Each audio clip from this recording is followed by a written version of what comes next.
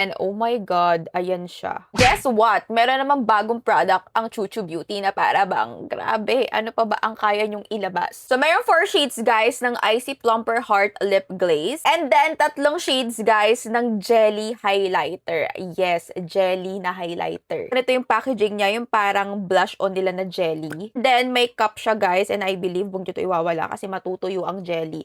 And ito, guys, yung una kong ginamit. Yes, na-try ko na siya. Ganito kadaming amount, guys, ng product ang makukuha nyo. So, like, ito yung shade, guys, na Champagne Dream. Naman si Rosé All Day. Then, ito naman si Diamond 24/7. So, you can see, guys, hindi chunky yung glitters niya. Like, it's giving wet look ang pagka-highlight niya. Like, look at that.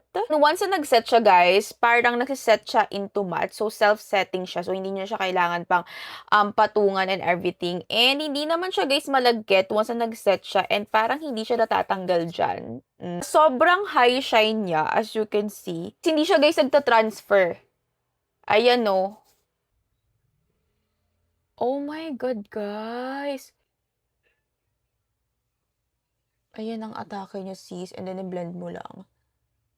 Ayan. Ang ganda, guys, ni Rosé All Day kapag sa cheeks. Try natin, guys, si Diamond 24/7 kasi sobrang white na highlighter. Grabe.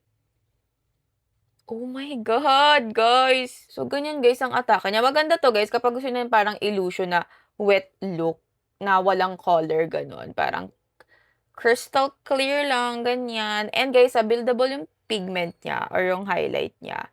So, like, hindi siya nagpapachi-pachi kahit na, grabe, grabe to. Yun lang, guys. Talaga namang meron na naman kayong bibili na bagong product from Chuchu Beauty. So, ayun lang muna, guys, yung thoughts ko and everything. Let me know kung may mga questions kayo and everything.